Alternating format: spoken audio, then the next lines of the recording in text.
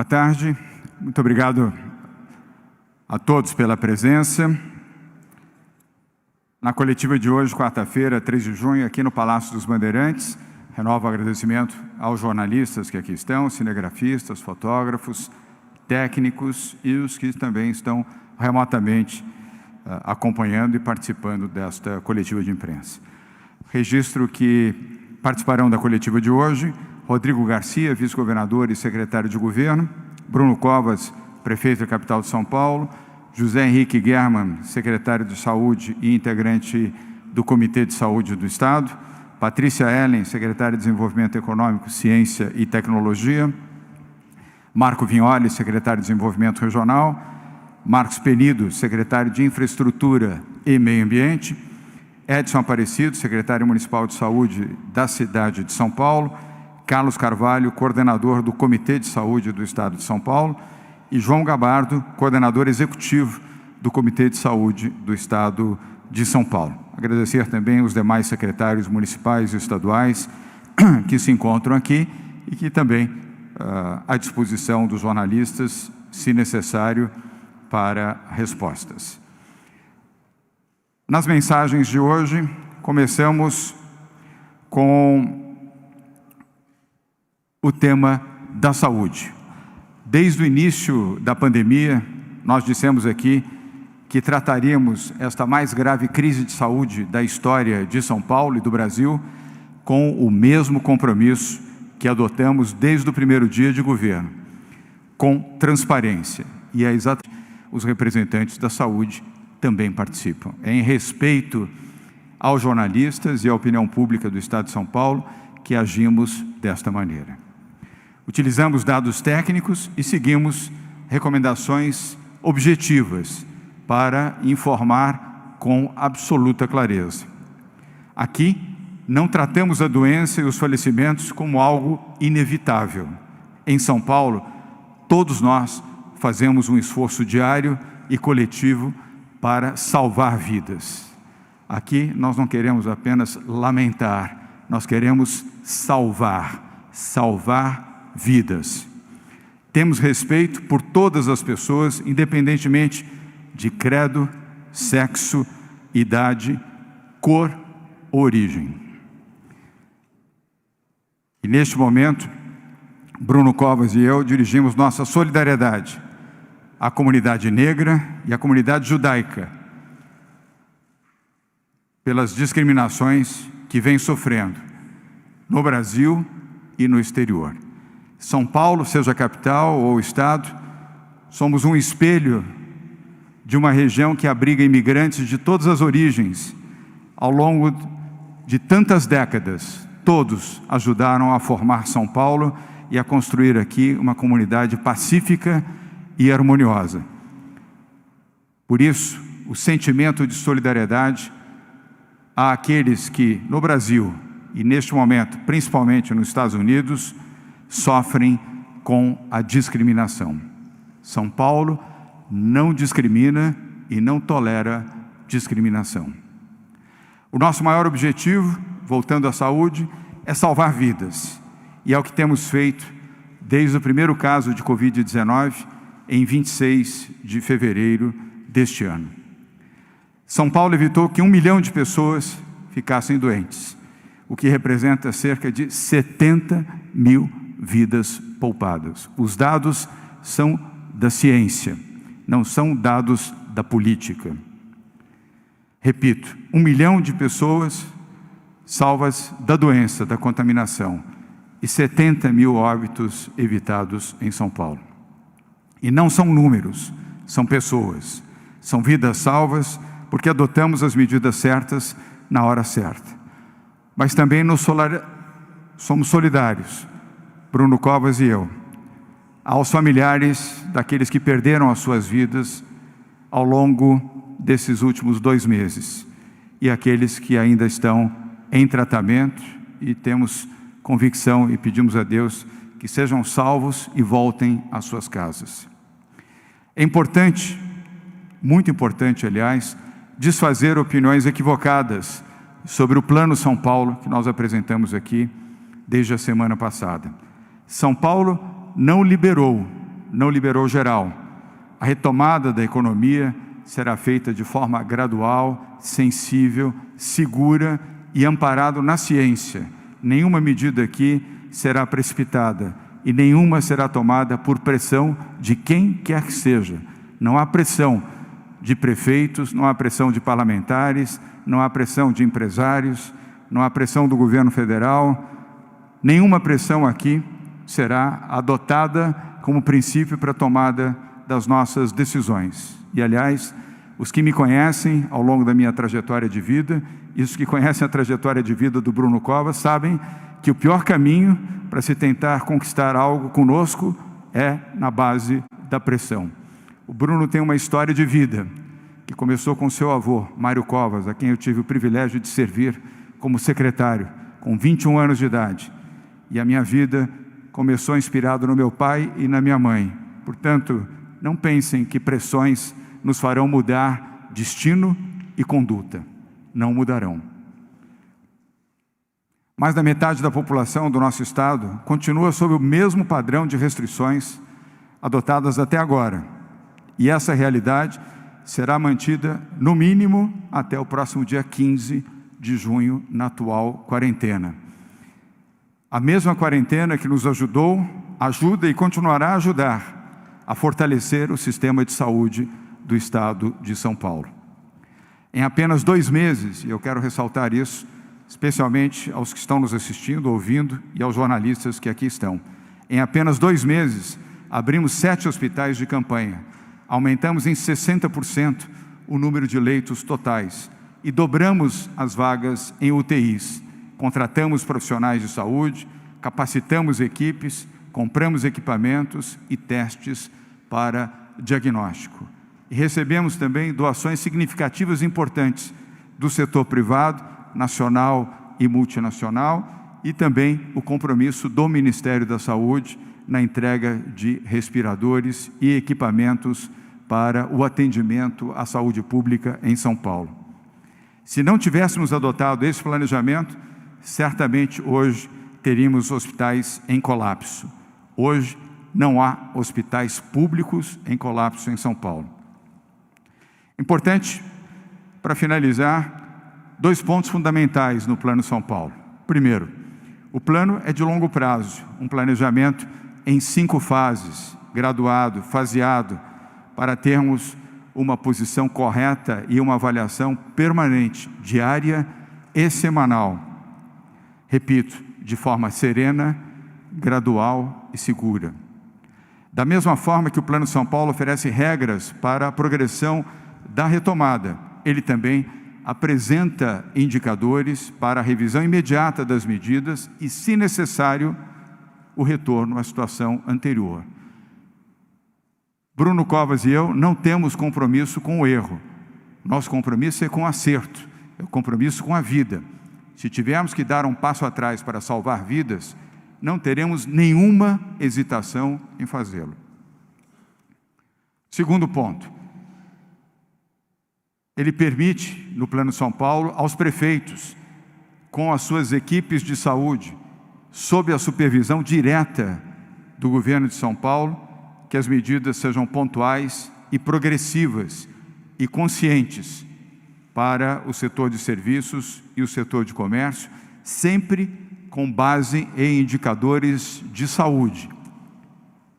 Nenhum dos 644 prefeitos e prefeitas de São Paulo, além, evidentemente, do Bruno Covas, que está aqui ao meu lado, vai transformar a sua cidade numa festa de abertura.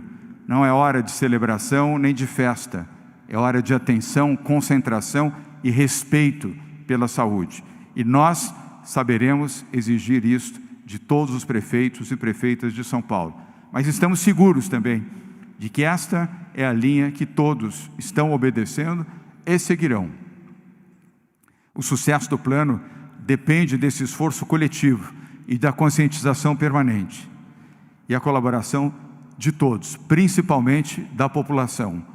E você que está em casa nos acompanhando direto ou acompanhará informações na sequência pelos veículos de comunicação, a quem também agradecemos, porque informações corretas bem fundamentadas, bem pesquisadas e bem apresentadas, ajudam a salvar vidas e evitam que fake news, notícias mentirosas, falsas ou deliberadamente equivocadas, levem as pessoas à conduta errada e, consequentemente, ao risco das suas saúdes e das suas vidas. 2 meses atrás, São Paulo era o epicentro da pandemia. Agora, não é mais. São Paulo é o 9º estado do Brasil na proporção de óbitos por milhão de habitantes. E continuamos aqui solidários a todos os estados brasileiros e os seus governadores que fazem um enorme esforço para salvarem vidas nas suas respectivas regiões. Espanha, França ou Itália, que já iniciaram a reabertura de suas economias e até mesmo abrindo praias, museus e escolas, têm taxas de óbitos por milhão de habitantes de 2,5 vezes até 3,5 vezes maiores do que a do estado de São Paulo. Isto é fato. Esses números são reais, não são projeções. Por fim, aos médicos, paramédicos, enfermeiros, técnicos, auxiliares, agentes comunitários, fisioterapeutas, farmacêuticos, biomédicos e demais profissionais que atuam na medicina para proteger a saúde dos brasileiros de São Paulo, a todos vocês, repito, a todos, indistintamente, o nosso reconhecimento. Muito obrigado. Vocês estão salvando milhares de vidas em São Paulo.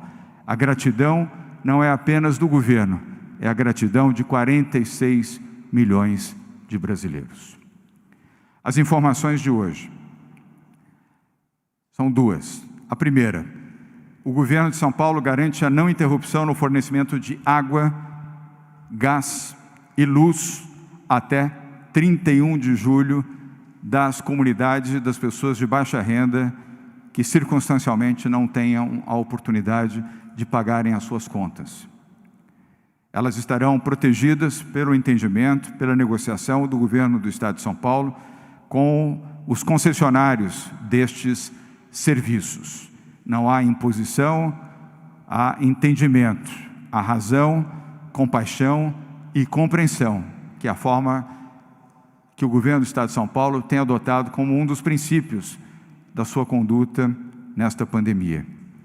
O governo negociou, por exemplo, com a Sabesp e as empresas fornecedoras de gás natural, com Gás Brasiliano e Naturgy, o compromisso de não interromperem esses serviços essenciais para clientes inadimplentes até 31 de julho deste ano. A Secretaria de Infraestrutura e Meio Ambiente, representado aqui pelo Marcos Penido, seu secretário, seu titular, já solicitou também a prorrogação da suspensão do corte do fornecimento de energia elétrica até 31 de julho para a Agência Nacional de Energia Elétrica, a ANEEL, e a lei exige esta aprovação, mas quero lembrar que a ANEEL tem sido parceira e muito correta na conduta das solicitações feitas por São Paulo até o presente momento. A suspensão do corte desses serviços essenciais beneficia mais de 2 milhões de brasileiros em São Paulo. Já está em vigor desde março e seguirá, repito, até 31 de julho, beneficiando segmentos comerciais e residenciais da população de baixa renda no Estado. Esta é uma informação importante, principalmente no campo de proteção social aos mais pobres e aos mais humildes. Segunda informação, começa hoje a nova campanha do governo do Estado de São Paulo e da Prefeitura de São Paulo sobre a importância do uso de máscaras. Bruno Covas e eu tínhamos prometido na semana passada que a partir desta semana, especificamente a partir de hoje, quarta-feira, teríamos uma campanha reforçando a determinação, lembrando que é lei, portanto é obrigatório o uso de máscaras em qualquer tipo de deslocamento ou presença física de mais de 2 pessoas em qualquer área, pública ou privada no Estado de São Paulo. Essa campanha começa a ser veiculada a partir de hoje nos principais canais de televisão e portais de internet de todo o Estado de São Paulo. Segundo a Organização Mundial de Saúde e o Ministério da Saúde do Brasil, o uso de máscaras comprovadamente reduz a transmissão do coronavírus e salva vidas. Pelas ruas e praças de São Paulo e também no transporte coletivo, já é felizmente perceptível que a população aderiu maciçamente ao uso de máscaras, sejam máscaras de pano ou máscaras descartáveis. Uma atitude responsável e correta da população de São Paulo para protegerem as suas vidas e as vidas das demais pessoas. Volto a lembrar, em São Paulo, a obrigatoriedade do uso de máscara é lei, e lei é feita para ser cumprida. E a população de São Paulo, majoritariamente, repito, tem assumido essa responsabilidade e atendido esta determinação. O uso de máscaras tem diminuído e amparado a redução de transmissibilidade da doença. Portanto, fica a recomendação para que os poucos, muito poucos, que ainda teimam em não usar máscaras, para que sigam o exemplo da maioria e usem máscaras, sigam o bom exemplo.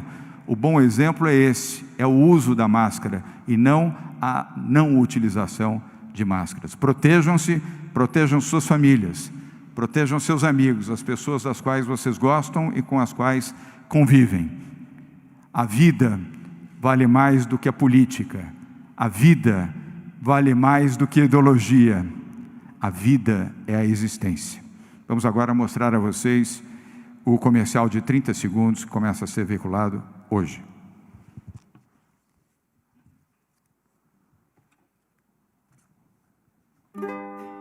No começo foi estranho, mas agora usar máscara já virou hábito, virou até moda. Cada um usa de um jeito, do seu jeito. Tem máscara que combina com a roupa, com a cor do cabelo ou com a cor dos olhos, mas todas combinam com proteção, com saúde, a sua e a dos outros. Continue fazendo sua parte. Fique em casa e sempre que precisar sair, use máscara.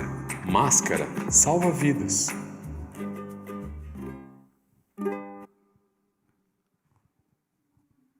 Esta é a campanha, repito, ela é assinada pelo Governo do Estado de São Paulo e pela Prefeitura da capital de São Paulo, e a sua veiculação começa hoje.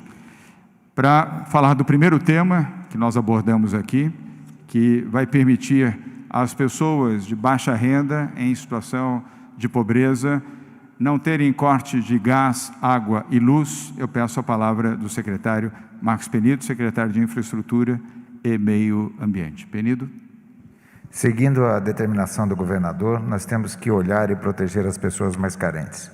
Garantir a água, o gás e a energia é garantir o sustento, é garantir a vida. Não adianta nós simplesmente levarmos alimento e não termos condição de cozinhar ou de ter a vida dentro do seu ambiente. Então, na garantia dessa sustentabilidade no meio ambiente, nós propusemos às concessionárias de gás, a nossa Sabesp e a Anael, que controla todas as concessionárias de energia, que não houvesse o corte do fornecimento, ou seja, a garantia do fornecimento desse bem fundamental para o sustento das famílias, água, gás e energia, e tivemos imediatamente a resposta positiva e iremos dar a garantia a todas essas famílias mais carentes.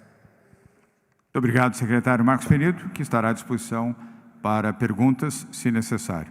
Vamos agora à intervenção do Rodrigo Garcia, secretário de Governo e vice-governador do Estado de São Paulo, que ao lado da Patrícia Ellen farão a atualização sobre o Plano São Paulo, a que nos referimos já na introdução aqui da nossa coletiva. Rodrigo. Bom dia, governador, bom dia a todos.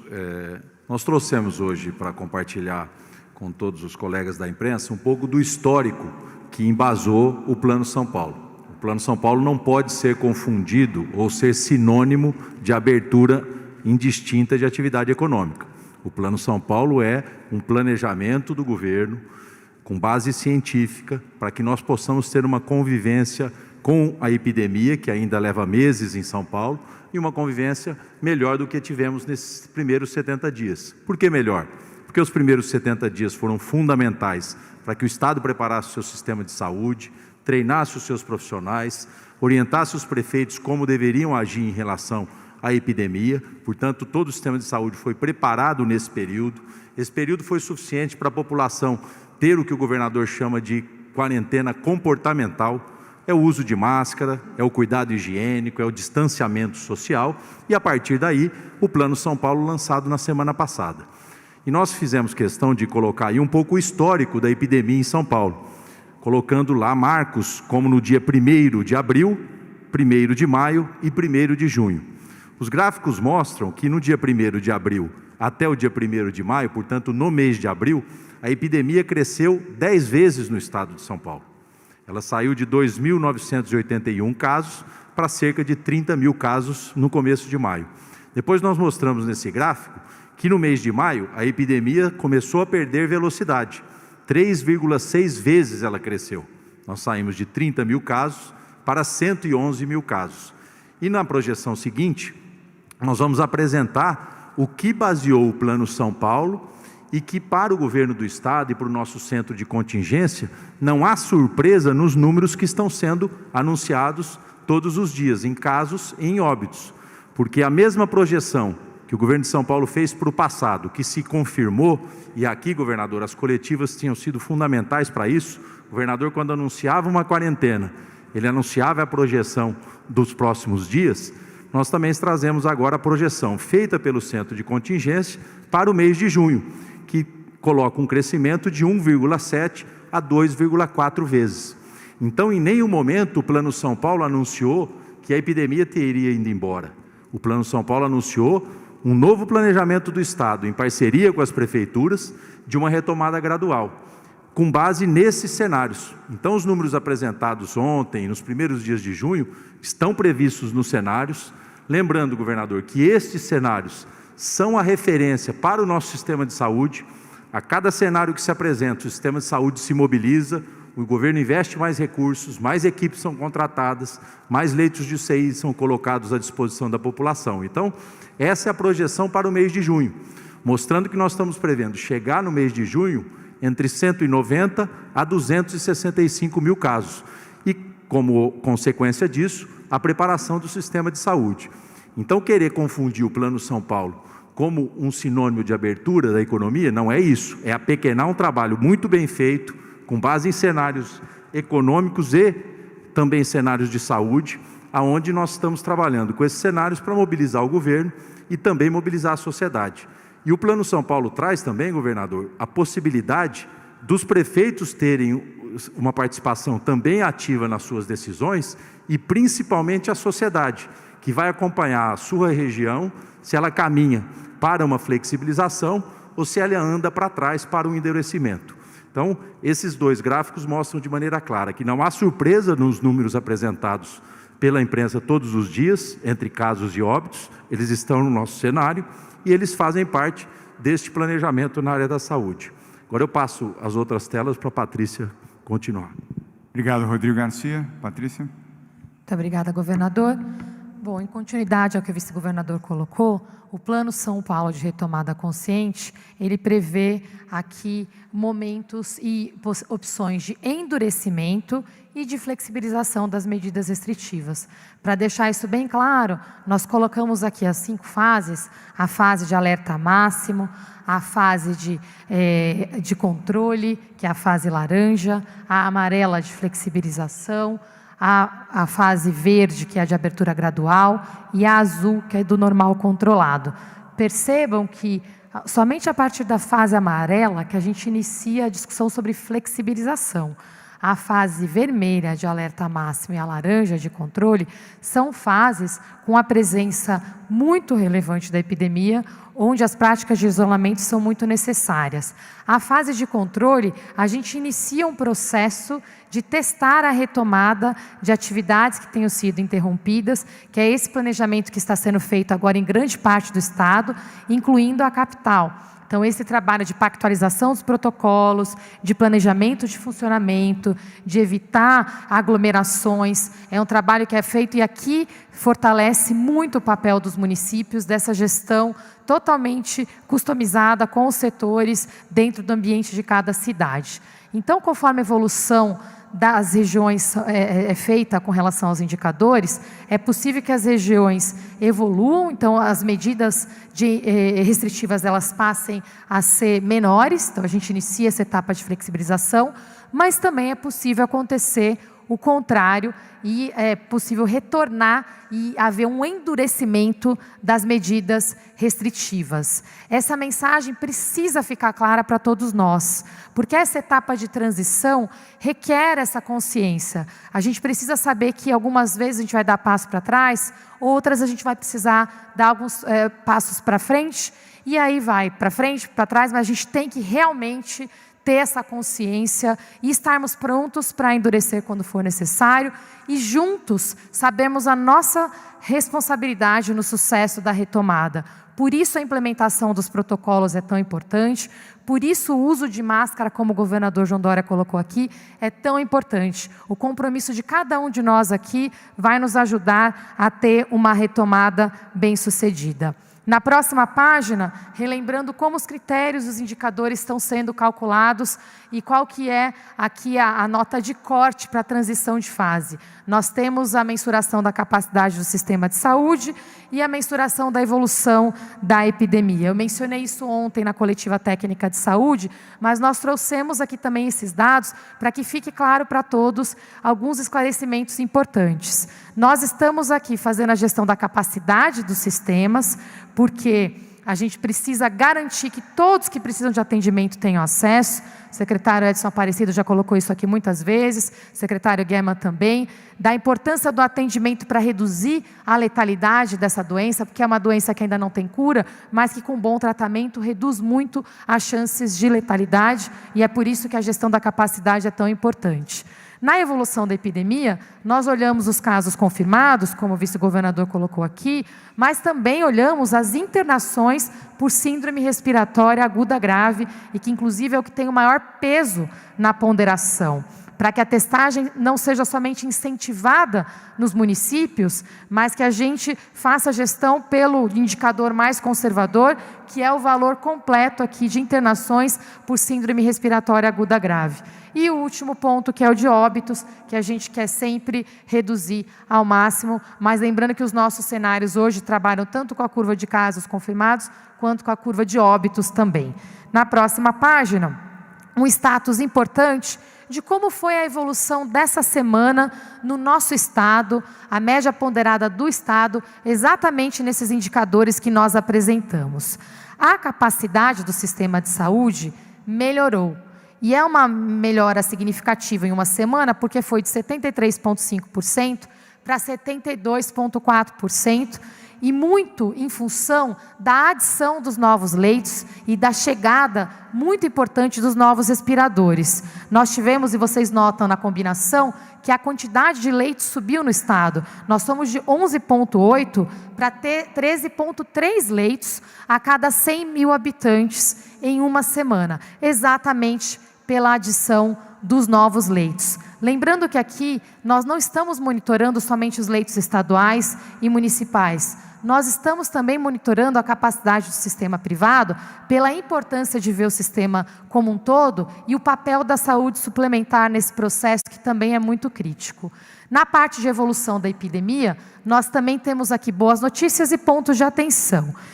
O primeiro ponto de atenção é a quantidade de casos confirmados. Nós também vimos nesses últimos dias o aumento, mas aqui é um ponto de atenção sim, com uma boa notícia, que foi o aumento da testagem. A gente espera que esse número de casos confirmados suba mais do que proporcionalmente com relação ao indicador de baixo, que é o de novas internações por síndrome respiratória aguda grave, que esse número melhorou com relação à semana anterior também. Por último, óbitos, nós também comentamos, e lembrando que óbitos está sempre refletindo o cenário de 2 a 3 semanas atrás, mas nós tivemos um aumento aqui no número de óbitos registrados nessa última semana.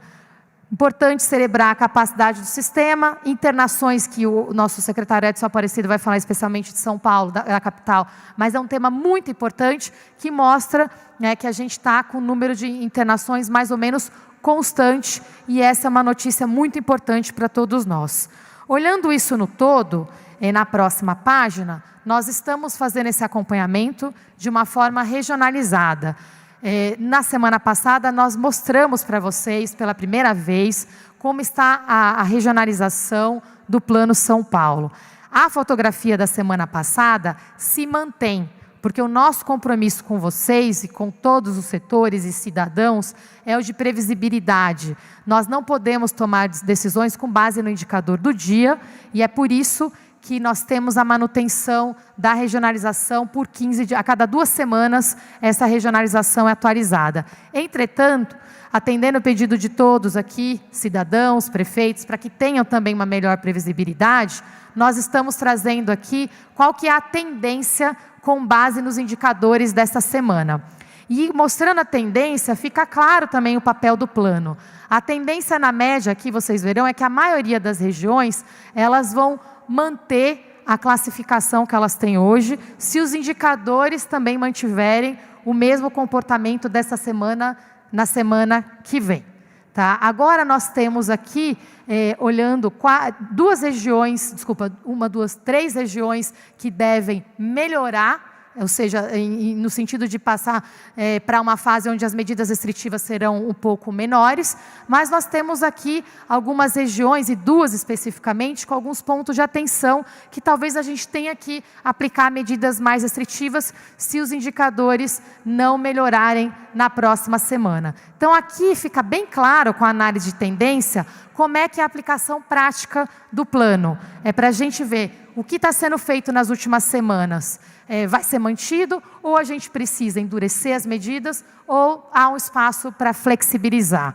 Eu vou, agora, governador, o secretário Marco Vignoli vai passar alguns detalhes das diferentes regiões, mas eu só queria deixar claro aqui como é que está sendo essa aplicação prática do Plano São Paulo para a nossa retomada consciente. Um ponto final, que foi uma dúvida antes do secretário Vignoli, a questão de testagem no setor privado. Muitos nos perguntaram, reunião que fizemos hoje de manhã também, do Comitê Empresarial Econômico, a pergunta de testagem foi muito importante. Eu queria lembrar que na sexta passada, nós apresentamos o protocolo de testagem nas empresas. Esse protocolo já está disponível no site do governo, saopaulo.sp.gov.br/coronavírus/plano-sp. Esse protocolo específico está lá e ele está organizado em 4 blocos: prevenção, triagem de casos suspeitos, testagem e contenção. Na prevenção, é exatamente a implementação dos protocolos setoriais que foram estabelecidos, de distanciamento, de proteção. Triagem e testagem, nós temos um trabalho ali bastante detalhado com a sugestão do questionário que deve ser aplicado com os funcionários com relação a sintomas e o que fazer para acelerar o processo de testagem dos funcionários. E a parte de contenção, os casos confirmados precisam ser comunicados imediatamente ao governo, o detalhamento da plataforma também está descrito, e nós estamos trabalhando agora com um grupo de testagem privada e anunciaremos na semana que vem um processo de selo de testagem para incentivar e facilitar esse processo dos grandes empregadores. Muito obrigada. Obrigado, Patrícia Ellen. Marco Vignoli, aproveitando, exato. Região metropolitana, interior de São Paulo e litoral. Só para voltar no slide anterior que estava, por favor. Bom, muito boa tarde a todos. Rapidamente registrar, como dizia a secretária Patrícia Ellen, nós passamos os primeiros dias da implementação do plano e os resultados são positivos no estado de São Paulo, nos principais índices avaliados. Isso é fundamental a gente frisar.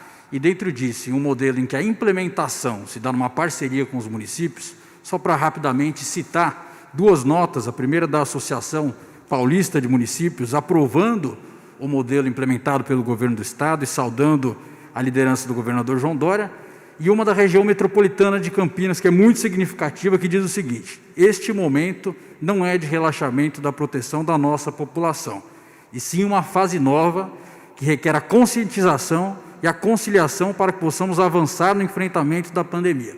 Fizemos por merecer essa oportunidade e devemos fazer uso dela com sabedoria, responsabilidade e muita prudência. Esse é o espírito da imensa maioria dos prefeitos do estado de São Paulo, que fizeram a gente chegar junto com o sistema que se implementa na sua primeira semana, com resultados importantes no nosso estado. Só volta o slide do mapa, rapidamente, por favor. Não, o outro, que estava com a Patrícia. Isso.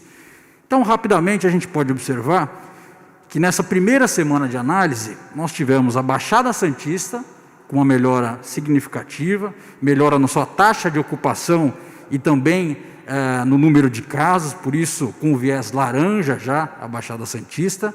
O Vale do Ribeira, que teve em número de casos e internações uma melhora também. Na semana passada, uma questão muito pontual de um aumento do número de casos e internações, que agora se normalizou.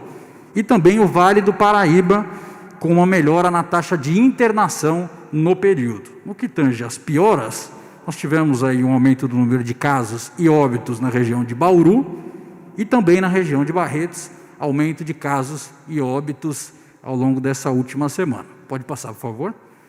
Eu vou rapidamente citar aqui também, governador, sobre a melhora na taxa de ocupação da região metropolitana de São Paulo, por favor. Nós tínhamos na semana passada 93% na taxa de ocupação e nessa semana chegamos em 85,5%. São 106 hospitais nessa rede de abastecimento aqui da região metropolitana, que diminuem em 7,5% a ocupação de leitos da semana passada para essa semana agora. A gente percebe o avanço, mas ainda não chegou na fase laranja. Se a gente continuar avançando no aumento do número de leitos, a gente pode alcançar a melhora de fase como consequência disso. Pode passar o slide, por favor. Com isso, a gente pode verificar os números aqui informados pela região metropolitana, e essa melhora em 85,5%. O censo Covid foi implementado aqui no estado de São Paulo, uma inovação fundamental que nos dá o extrato de como se encontra a saúde naquela região no combate ao coronavírus. Pode passar, por favor. Com isso, foram 161 leitos novos implementados na região metropolitana de São Paulo, na subdivisão que a gente faz com as 5 regiões, né? E daí a gente consegue avançar para um período de melhor capacidade hospitalar dentro da região metropolitana de São Paulo. Pode passar, por favor. Nós já investimos 140 milhões aproximadamente de reais em todos os municípios da região metropolitana de São Paulo. Isso é fundamental dizer. Esses recursos implementados, eles são fundamentais para o combate ao coronavírus, a compra de respiradores, implementação de novos leitos. Pode passar, por favor. E com isso, fechando aqui minha fala, o estado de São Paulo hoje já conta com 4.693 leitos de UTI como um todo, sendo desses 1.897 na capital e 812 aqui na grande São Paulo, números esses que vão subindo semana após semana. Só para registrar finalmente o grande trabalho feito pelos prefeitos da região metropolitana de São Paulo, nesse avanço da capacidade hospitalar, nós queremos trabalhar com eles para que até a próxima semana esse avanço se dê ainda de fase melhor e que a gente possa com isso ir galgando novas fases para as regiões, as subdivisões aqui da região metropolitana de São Paulo. Muito bem. Obrigado, Vignoli, Marco Vignoli, secretário de Desenvolvimento Regional. Nós vamos agora passar à saúde. Fala em nome da saúde, José Henrique Guerra, secretário da Saúde, sendo que Carlos Carvalho e João Gabardo ficarão à disposição depois para responder perguntas, se necessário. Guerra. Obrigado, governador. Boa tarde a todos. Estamos aqui com os números de ontem para hoje. O Brasil com 555.383 casos e óbitos 31.199 casos. Em São Paulo, nós temos 123.483 casos confirmados e de ontem para hoje um acréscimo de 4,2%. Óbitos, nós atingimos 8.276 casos e um acréscimo de 3,4% de ontem para hoje. As taxas de ocupação nas UTIs no estado é de 72,3% e na Grande São Paulo 84,7%. Internados, 7.432 em enfermaria, leitos clínicos, e em UTI 4.527 pacientes, tantos confirmados como suspeitos. E altas hospitalares, são 23.000 altas tivemos em todo o sistema. Muito obrigado, governador. Obrigado, secretário Zé Henrique Germann. Agora sim, vamos à intervenção da Prefeitura de São Paulo com o seu prefeito, Bruno Covas. Bruno. Boa tarde a todos. Próxima. Da mesma forma que se manifestou o governador João Dória, embora a gente esteja diante do maior desafio do planeta dos últimos 100 anos, que é a pandemia do coronavírus, mas diante dos recentes acontecimentos, dos assassinatos do menino João Pedro, no Rio de Janeiro, e de George Floyd, nos Estados Unidos, eu me sinto no dever, como prefeito da cidade de São Paulo e como cidadão, de falar sobre racismo. As cenas que vemos pelo mundo de manifestações contra a discriminação e por justiça são tocantes. Revelam que não podemos mais adiar, colocar para debaixo do tapete esse tema tão fundamental para a nossa sociedade. Falar sobre racismo, conversar sobre ele, ensinar nossas crianças valores que rompam essas amarras. Nossa cidade tem 40% de pretos e pardos na sua população, e sobre eles pesam indicadores socioeconômicos desproporcionais. São reveladores de menores oportunidades e maiores dificuldades. Em todos os indicadores, a desigualdade se revela. A renda média dos brancos é mais do que o dobro da dos negros. A expectativa de vida chega a ser de 8 anos a menos nos bairros mais pobres, onde grande parte da população negra vive. Os negros e pardos são 57% das vítimas de violência dos homicídios. Precisamos falar sobre o racismo. Precisamos aprender sobre isso. Mesmo no impacto do coronavírus, percebemos uma grande diferença. A população preta tem 37,5% maior de chance de óbito do que a população branca na cidade de São Paulo. Isso acontece por 2 razões básicas.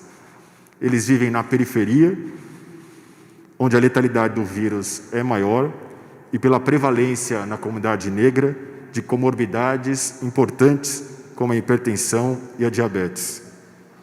Jamais me senti discriminado. Jamais passei pelo constrangimento de explicar ao meu filho que ele poderia ser discriminado pela cor da sua pele. Mas reconhecer que o racismo existe, que está espalhado em nossa sociedade, pelas nossas casas, é fundamental. Não podemos apagar a história, mas podemos mudar a nossa visão sobre ela e construir um novo amanhã. Racistas não passarão. Próximo, por favor.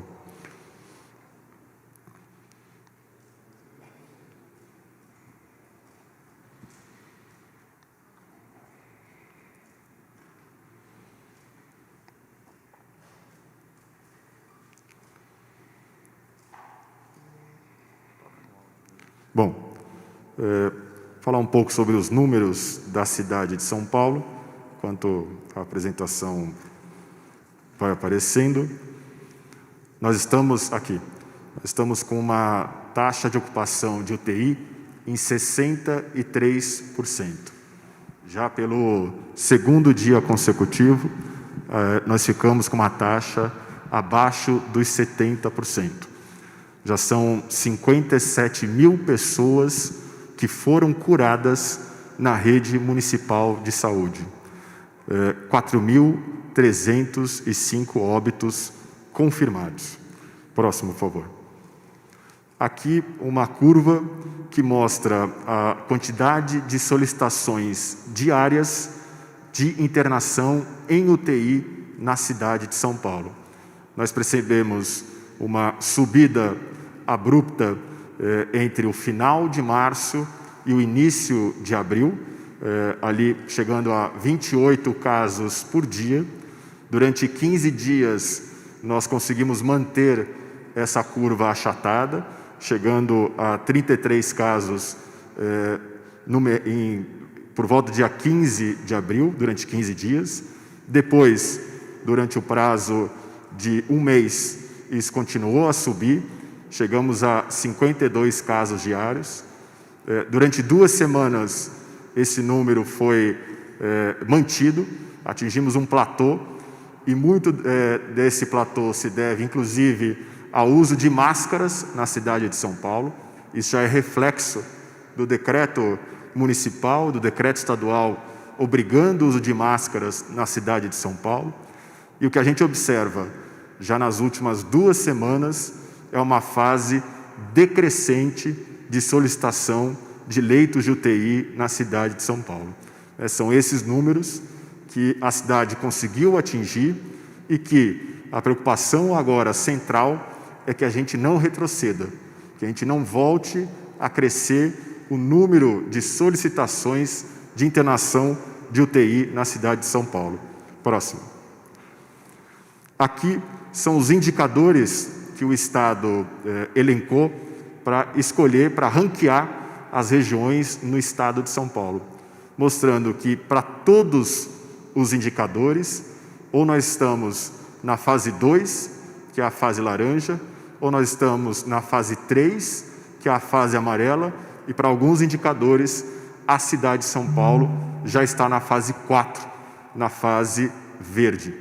Como os critérios do Estado são sempre os critérios mais restritivos possíveis, o município está classificado na fase 2, mas vocês vejam aí, por conta da taxa média de ocupação de leitos de UTI nos últimos 7 dias.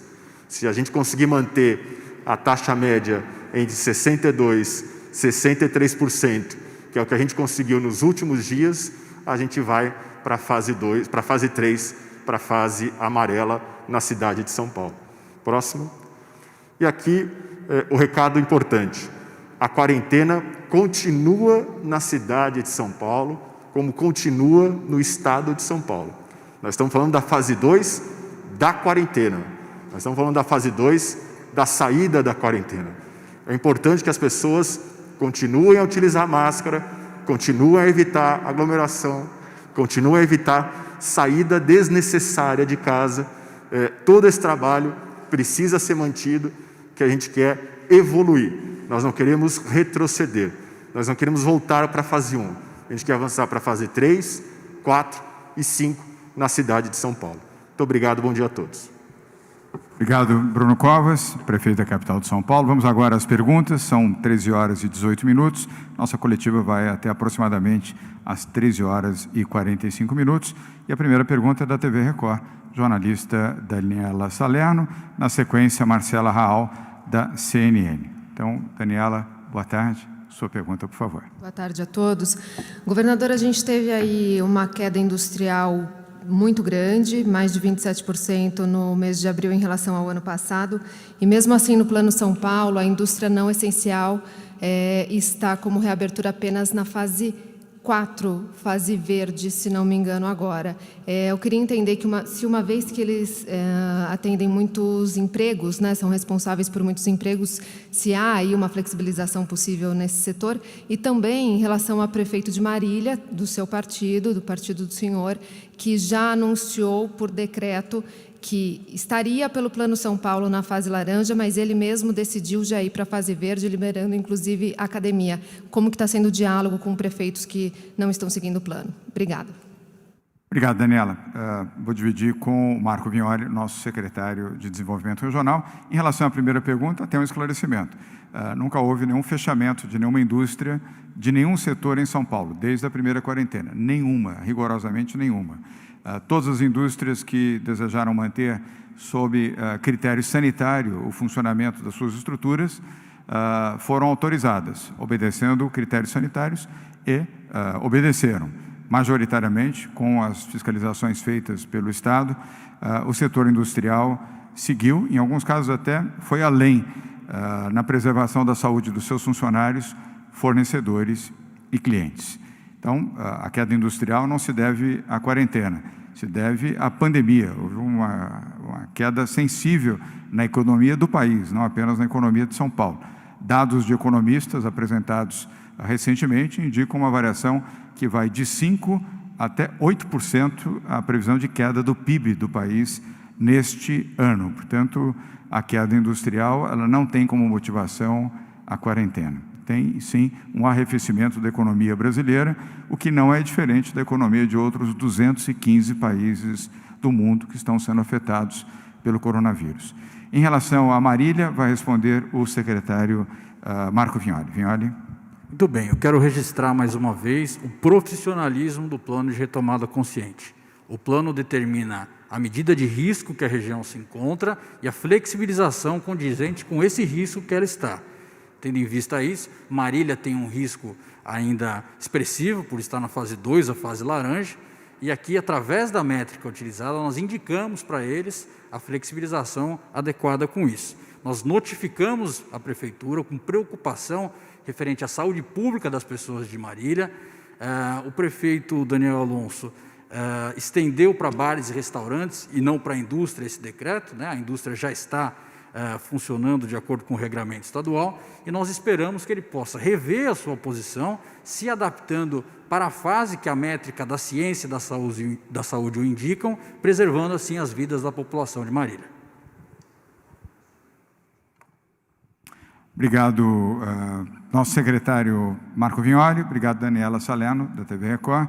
Conforme estabelecido, agora vamos ouvir a pergunta da CNN, com a jornalista Marcela Raal. Depois vamos à CBN, uma pergunta virtual. Depois voltamos presencialmente com a VTV de Santos, com o Peterson Gobetti. Então, com a palavra, Marcela Raal. Marcela, boa tarde. Sua pergunta, por favor. Boa tarde a todos. Bom, gostaria de saber se a manutenção das regiões nas fases que já estão significam que teve um agravamento da doença no estado de São Paulo.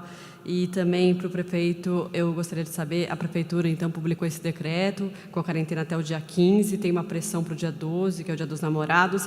Se as empresas que já estão entregando os protocolos conseguirem se adequar aos pré-requisitos da prefeitura, elas podem reabrir antes do dia 15? Obrigada. Marcela Raal, da CNN, obrigado. São duas perguntas. A primeira será respondida pelo médico João Gabardo, coordenador executivo do nosso Comitê de Saúde, e, na sequência, o Bruno Covas. Gabardo. E, na sequência, Marcela, o Bruno responde a sua pergunta. Então, João Gabardo, por favor. Não, os dados não mostram que houve piora, muito pelo contrário. O que nós temos é uma elevação no número de casos novos que está vinculado ao aumento da testagem. Então, isso era um resultado esperado, que com o aumento da testagem nós tenhamos uma quantidade maior do número de casos. Em alguns locais hoje, em alguns estados, tem mais pacientes, mais pessoas sendo diagnosticados com Covid pelo teste rápido do que pelo PSR. Então, isso é natural que vai acontecendo. O importante é que a ocupação dos leitos tem reduzido. O número de óbitos, na comparação das 2 semanas, também reduziu. Então, os indicadores apontam para que, com segurança, possa se dar andamento nesse processo eu não diria de flexibilização, mas de um novo controle sobre as atividades, baseado sempre nos indicadores de transmissibilidade da doença e da capacidade de atendimento nos hospitais. Obrigado, Gabardo. Agora sim, Marcela, prefeito Bruno Covas. Queria agradecer a pergunta, até para desfazer uma falta de compreensão. Estar ou não na quarentena não tem nenhuma relação com estar ou não na fase 1, 2, 3 ou 4. O prazo do dia 15 é o prazo que o município replicou o decreto estadual de prorrogação da quarentena. O decreto estadual que foi publicado no Diário Oficial da última sexta-feira prevê no seu artigo 1º que a quarentena fica prorrogada pelo menos até o dia 15 de junho. E o município replicou este prazo do governo do estado em relação à prorrogação da quarentena. Isso não tem nenhuma relação como entrar ou não na fase 2 da quarentena. O município já está na fase 2, já está recebendo os protocolos e vai agora consultar a vigilância sanitária e assim que a vigilância sanitária der o ok, os setores podem reabrir. Isso pode acontecer antes ou depois do dia 15. Não tem nenhum prazo que coincide com a análise feita pela vigilância sanitária. Tá bom? Obrigado, Bruna. Marcelo, obrigado mais uma vez. Vamos agora a uma pergunta online, é da Rádio CBN de São Paulo, jornalista Vinícius Passarelli. Vinícius, boa tarde, você já está em tela. Sua pergunta, por favor. Boa tarde, governador, prefeito, a todos. A minha pergunta, primeiro, é para o prefeito Bruno Covas. Ontem, a Federação de Comércio aqui de São Paulo emitiu um ofício questionando a necessidade do próprio setor ter que arcar com os preços da testagem dos seus funcionários, dizendo que o setor não pode arcar com esse ônus que já está sendo muito atingido pela crise. Queria saber se há algum tipo de conversa da Prefeitura com o setor do comércio em relação a isso, se há uma possibilidade da Prefeitura ou do Estado eventualmente arcar com essa testagem. E a outra pergunta é para o governador sobre o ABC Paulista e a Baixada Santista. Os consórcios desses municípios reclamaram em relação à fase em que se encontram, se há alguma possibilidade de mudar a coloração dessas regiões ainda antes do dia 15. Ok. Vinícius, são duas perguntas. A primeira será respondida, obviamente, pelo prefeito Bruno Covas e a segunda pelo secretário de Desenvolvimento Regional, Marco Vignoli, sobre o ABC e Baixada Santista. Bruno? Nós solicitamos aos setores que apresentem a sua proposta de protocolo.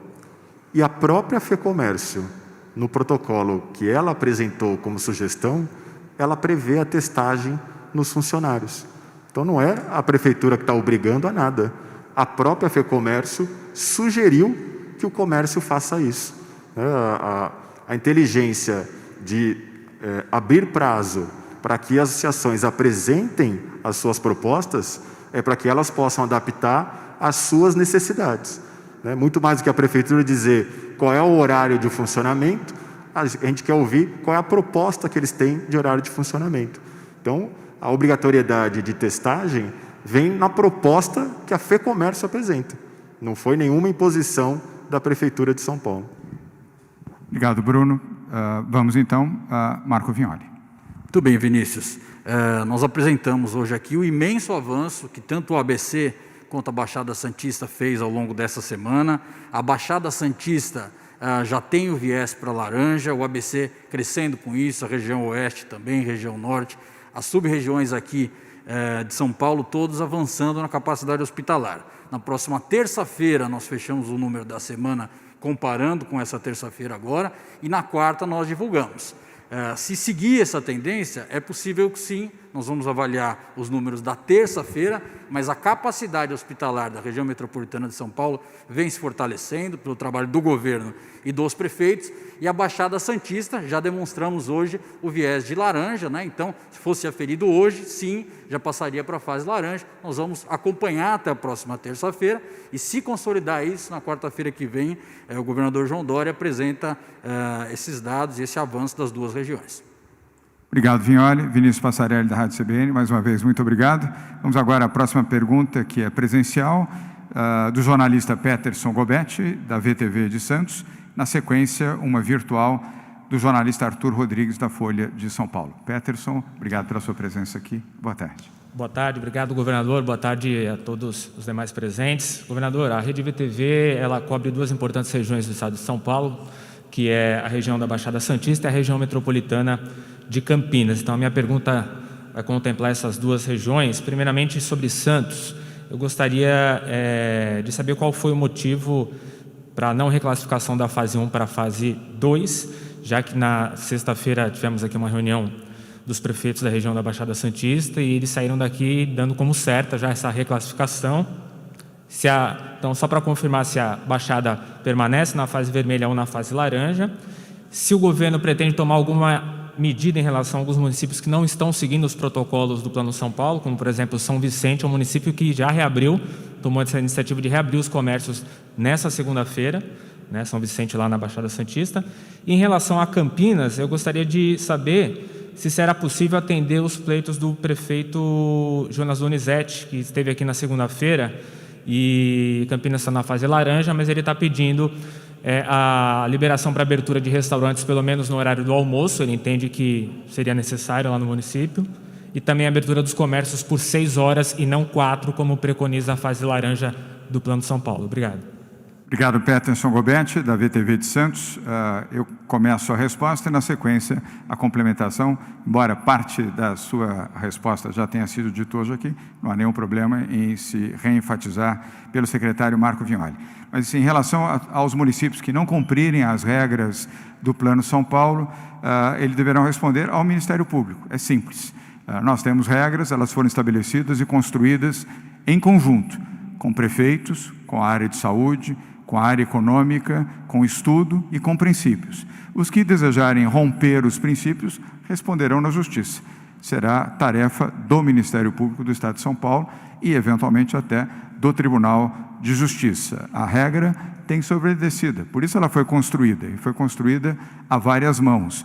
Não é uma ideia de um prefeito, com todo o respeito que possa merecer o prefeito desta ou daquela cidade, mas não será pela sua ideia que haverá uma insubordinação e a determinação de fazer aquilo que ele acha importante na sua cidade. Dialogue com o governo de São Paulo, o diálogo está sempre muito aberto e muito franqueado, e isso é feito através do secretário Marco Vignoli, mas não tome iniciativas sem nos consultar e sem seguir a orientação do Comitê de Saúde e, portanto, a revelia do Plano São Paulo. Se assim o fizer e insistir, deverá responder no Ministério Público Estadual. Vignoli.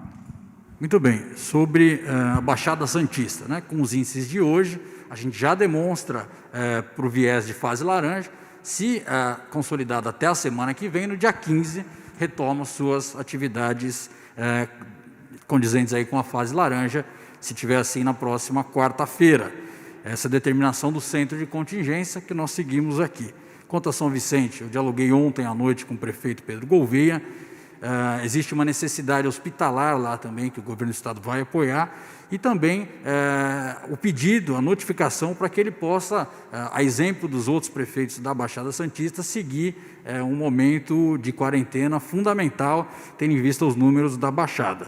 Quanto aos pleitos do prefeito Jonas Donizete, os pleitos no que tange a capacidade hospitalar, ou seja, a reestruturação do convênio com o Hospital Ouro Verde, a saúde vai sim avançar com isso, e também sobre os leitos da Unicamp, nós estamos programando também um avanço nesse sentido. Então, no que tange a capacidade hospitalar, nós vamos avançar com o Campinas. No que tange ao pedido de alteração referente aos comércios que ele pede para, acho que aumentar o horário, não me lembro exatamente, acho que é isso. Infelizmente, o centro de contingência não permite alteração nesse momento e as regras estão dadas perante os protocolos e as fases que cada uma das cidades se encontra.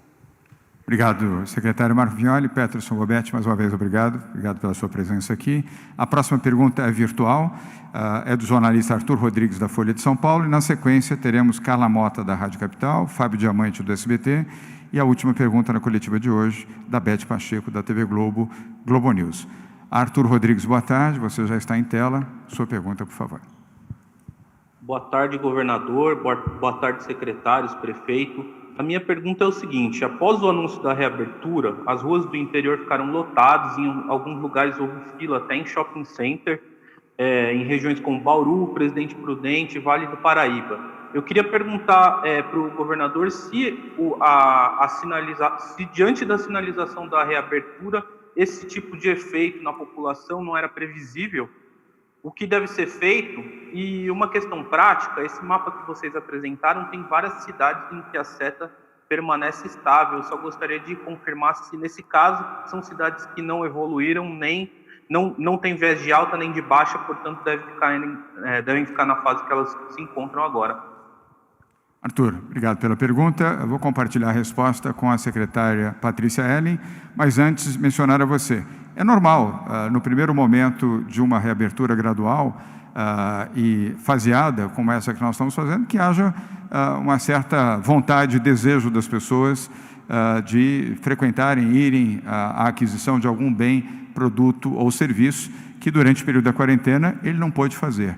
Porém, isso, sob a administração correta e dentro dos princípios do protocolo estabelecido pelo Plano São Paulo, estava previsto e será administrado com o cuidado também do setor privado, no caso da Associação Brasileira de Shopping Centers, e no caso do comércio de rua, pela Federação das Associações Comerciais do Estado de São Paulo, duas instituições, aliás, com as quais temos conversado diariamente. Hoje mesmo tivemos na reunião reunião virtual, a presença dos presidentes da ABRACE, Associação Brasileira de Shopping Centers, e também da Federação das Associações Comerciais do Estado de São Paulo, assim como dos demais setores, incluindo concessionárias de veículos e outros setores de comércio, sempre dialogando e buscando o bom entendimento.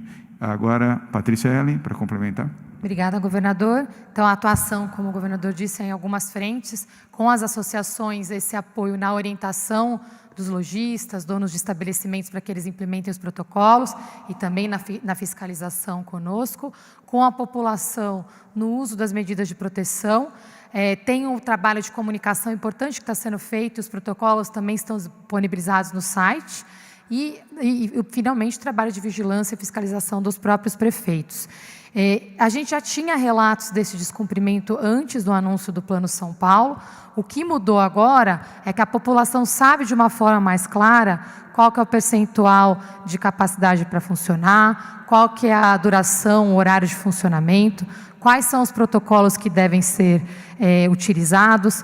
Então, a gente espera que essas denúncias aumentem, o que é bom, né, e que os órgãos responsáveis sejam acionados. O governador mencionou, o vice-governador também, o papel do Ministério Público nesse processo, mas o nosso trabalho tem sido esse, a gestão técnica, a transparência, para que a população também nos apoie nesse processo de vigilância e cobrança, e que todos sigam a sua parte, porque se a gente não fizer a nossa parte, a gente demora mais para fazer uma retomada bem-sucedida. E o incentivo aqui não é passar de fase, né? Isso aqui não é um jogo, nós estamos falando da proteção das vidas e de retomar a economia de uma forma sustentável. Então, a gente tem que estar na fase correta para aquele momento da epidemia. E a sociedade tem feito um papel fundamental até esse momento, respeitando as regras de distanciamento, e é por isso que a gente está fazendo esse trabalho árduo de divulgação dos protocolos, para que todos cobrem também a execução deles e o respeito às medidas restritivas da fase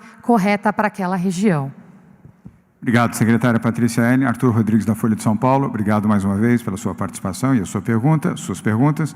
Vamos agora à Rádio Capital de São Paulo, com a jornalista Carla Mota. Carla, boa tarde. Obrigado pela sua presença. Sua pergunta, por favor.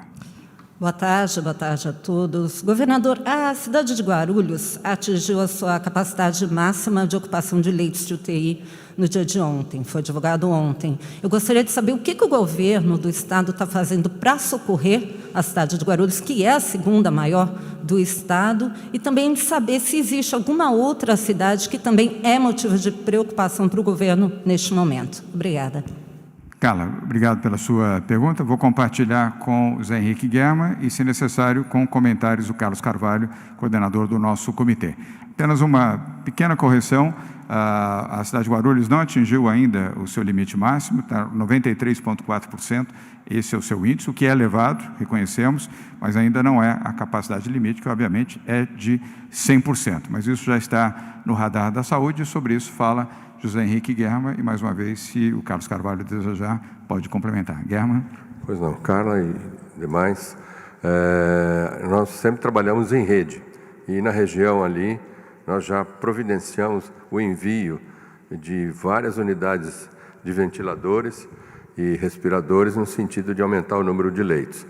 Estamos recebendo, entre hoje e sexta-feira, mais respiradores, e a cidade de Guarulhos estará contemplada. Obrigado. Carlos Carvalho?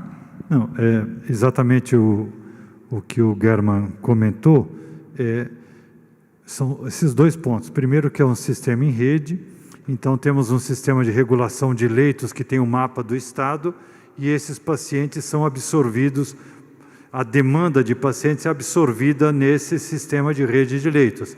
Então, felizmente, São Paulo, em nenhum momento ainda teve pacientes que não puderam ser atendidos ou ser adequadamente assistidos.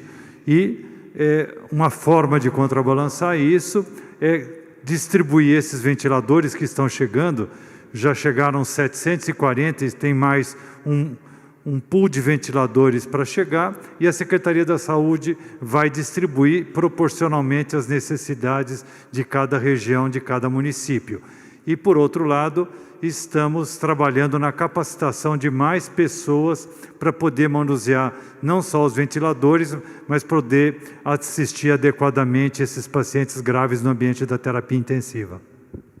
Obrigado, Carlos Carvalho, coordenador do Comitê de Saúde. Obrigado, Carla Mota, da Rádio Capital, pela pergunta. Vamos agora à penúltima de hoje, presencial, do jornalista Fábio Diamante, do SBT. Fábio, obrigado pela sua presença. Sua pergunta, por favor. O Fábio já está residindo aqui no Palácio dos Bandeirantes desde o início da Covid-19. Brincadeiras à parte, Fábio, boa tarde. Sua pergunta, por favor. Boa tarde, governador. Quase isso mesmo. A minha pergunta é sobre a mudança de fase. O secretário Vignoli ontem e anteontem mesmo disse aqui que essa mudança de fase, palavras do senhor secretário, certamente ocorreriam nesta semana. Inclusive, o senhor utilizou a explicação da instalação dos respiradores.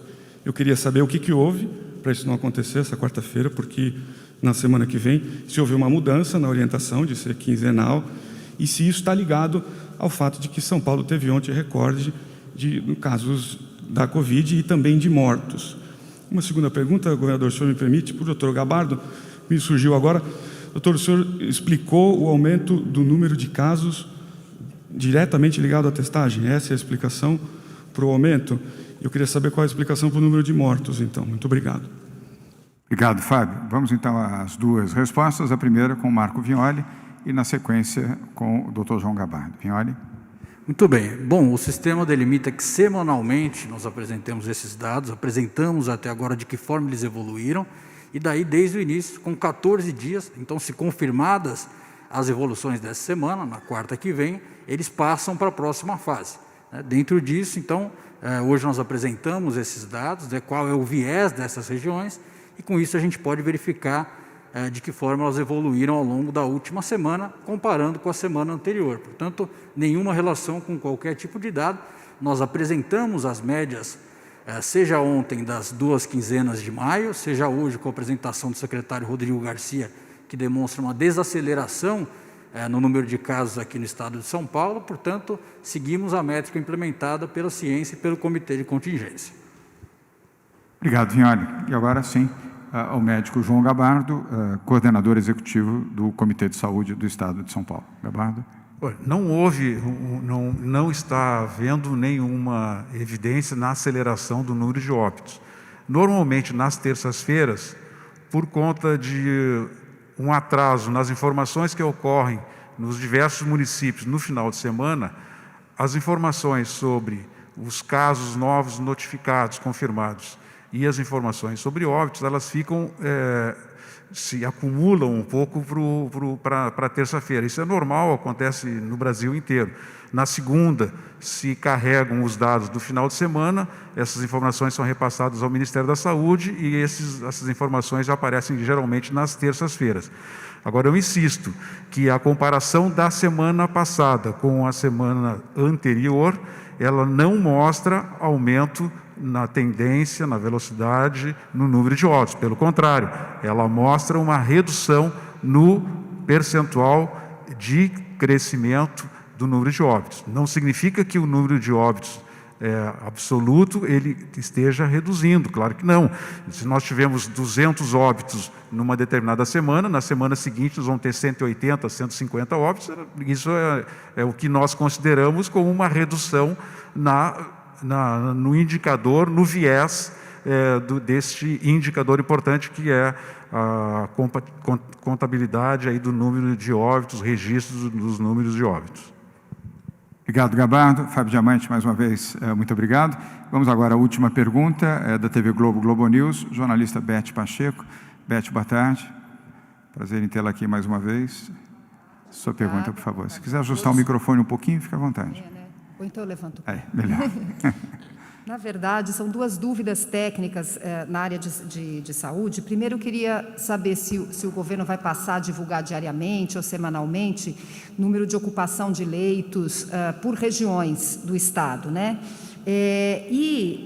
por que se decidiu, desde o começo, fazer a notificação do aumento do número de casos a partir da notificação em si, da comprovação da Covid, e não se pensou no primeiro sintoma, o que talvez seria um mapeamento mais verídico, né, como outros países fazem, a Alemanha, por exemplo? São essas duas dúvidas, por favor. Obrigado, Beth. Vamos então passar para a saúde. O esclarecimento às duas dúvidas da jornalista Beth Pacheco. Deixo então à vontade ou o German ou o Carlos Carvalho com comentários do João Gabardo sobre a primeira questão da ocupação dos leitos, depois o tema da notificação. Estamos dividindo aqui. Da ocupação dos leitos. Então, Carlos Carvalho. Tá. Com relação à ocupação dos leitos por região, é isso? Bom, na realidade, esses pacientes, eles são avaliados e, dependendo do protocolo, que é baseado no grau de insuficiência respiratória, ele é orientado para internar num leito de isolamento num quarto, ou vai para a UTI, ou se não preencher um critério de gravidade, ele é orientado para retornar à casa e ser monitorado. No início, era essa a maior parte da orientação. À medida que conseguimos abrir um número de leitos maior, principalmente no município de São Paulo, esses pacientes que começaram a procurar um sistema de saúde para ser atendido, se ele já tivesse algum grau de hipoxemia, ou seja, se a taxa de oxigênio no sangue começasse a ficar abaixo do normal, como isso, uma menor parte desses tem risco de progredir e de entrar nitidamente em insuficiência respiratória, a prefeitura começou a absorver esses pacientes mais precocemente, porque existiam um número de leitos que foi propiciado em relação a isso. Então, são protocolos que nós vamos ajustando de acordo com a demanda dos casos ou não. Então, a Prefeitura de São Paulo, graças a esses hospitais de campanha, principalmente, ou a adaptação que ocorreu no Emílio Ribas, no Hospital das Clínicas, em outros hospitais da rede, conseguiram absorver esses casos menos graves nesse primeiro momento. E o grande problema, não só aqui em São Paulo, como foi no mundo inteiro, são os pacientes que, saindo dessa fase, evoluem para uma gravidade maior e precisam de terapia intensiva.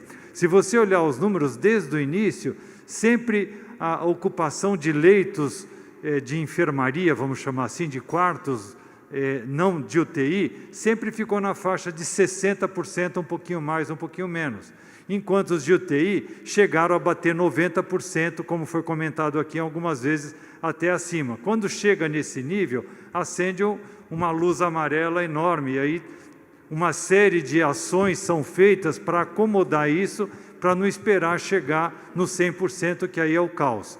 Então, os ajustes são feitos direto na parte de regulação da Secretaria da Saúde, que trabalham junto, tanto o Estado como o município, tanto a CROSS como a CRUI absorve esses pacientes.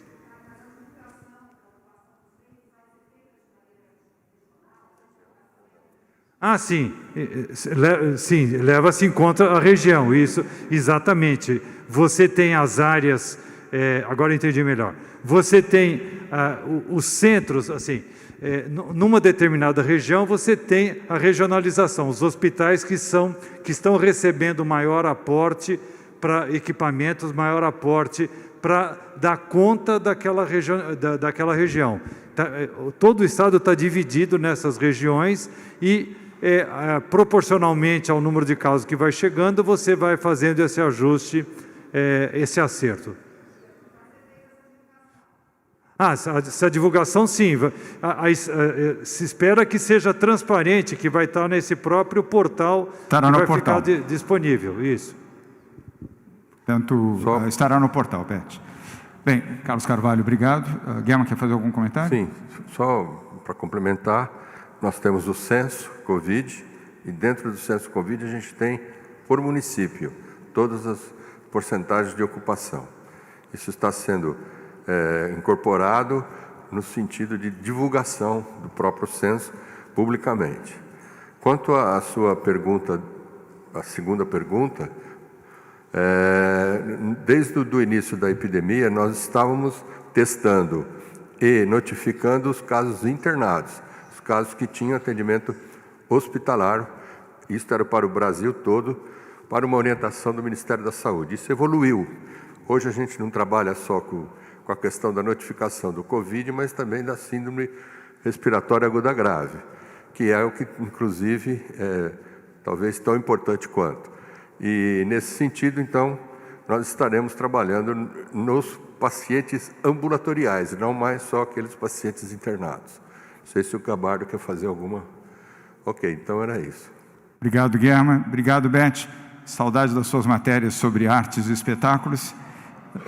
Sempre fui um acompanhador e um admirador do seu trabalho nessa área, mas em breve você já terá a possibilidade de comentar com os drive-ins culturais, que começam agora nas próximas 2 semanas, no Memorial da América Latina, no Allianz Parque, talvez em outros locais também, inicialmente com cinema, depois com outros espetáculos, e em breve, quando tudo isso passar, vamos acompanhar a Beth Pacheco dando as boas dicas de artes e espetáculos em São Paulo. Pessoal, muito obrigado a todos, uma boa tarde. Amanhã temos a coletiva da saúde neste mesmo horário. Obrigado, boa tarde. Fiquem em casa.